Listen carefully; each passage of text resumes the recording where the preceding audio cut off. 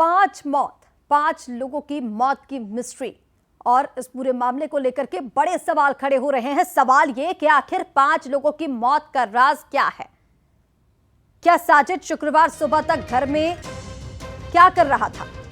पत्नी और मासूम बच्चों को जहर कैसे दिया गया? वारदात से ठीक पहले महीने भर का राशन क्यों खरीदा? अगर इरादा यही था तो क्या यह पूरी साजिश पहले से तय थी? प्लानिंग के तहत ये किया गया है? और क्या हत्याकांड में कोई तीसरा शख्स भी शामिल हो सकता है? साजिद के पास जहर कहां से आया? ये तमाम वो सवाल हैं जो इस घटना के सामने आने के बाद से खड़े हो रहे हैं।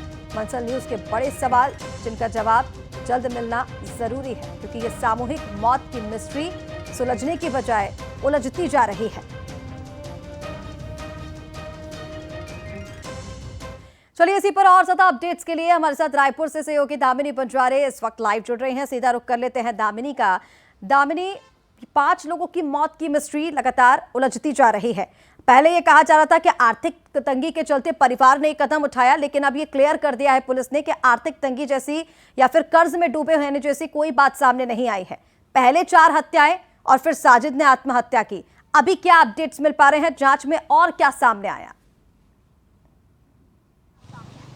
देखिए, आपको बता दें कि राजधानी रायपुर में जो है ये बड़ी दिल दहला देने वाली घटना जो है बीते रात जो है वो हुई थी, और जिसमें सबसे बड़ी बात ये है कि ये 5 लोगों की जो हत्या हुई है, मतलब आत्महत्या हुई है, उसमें ये कहा जा रहा है, जो पहली प्राथमिक जो एक तरह से पोस्टमार्टम रिपोर्ट आई है उसमें ये कहा जा रहा है कि पहले जो है इनके परिवार के 4 लोग जो है उनको मारा गया था और उसके बाद जो है वो खुद आत्महत्या किया था। तो आपको बता दें कि इसमें जो है पहली प्राथमिक जाँच में ये चीज़ें जो है निकल कर आई है। लेकिन सबसे खास बात यह है कि जिस दिन जो इनकी मृत्यु हुई थी, गुरुवार के दिन जो है पूरे परिवार के 4 लोगों की मृत्यु जो है वो हुई थी, और ठीक शुक्रवार की देर रात जो है इन्हें जो एक तरह से व्यक्ति है जो कि उसका पिता है, उसे जो है वो देखा गया था सीसीटीवी फुटेज में। साफ तौर पर उसके जो वीडियो है वो कैद हुए थे, जिसमें वो कमरे से निकलते हुए नजर आया था और उसके बाद फिर वॉशरूम से जो है सीधे कमरे के अंदर जाते हुए नजर आया था। आपको बता दें कि जब इसमें प्राथमिक जानकारी पुलिस को दी गई थी तो ये देखा गया था कि खिड़की से 4 लोगों का शव जो है वो एक तरह से अतर-बतर स्थिति में जो है वो घर के कमरे में जो है वो मिला था। और उसके बाद जब पुलिस वहां पर मौके पर पहुंची तो जब गेट उन्होंने खोला था, उसके दूसरे कमरे में जब उन्होंने ताला तोड़ा, तब जाके उन्हें जो है एक तरह से इनके पिता का जो शव है वो मिला था। तो मतलब साफ है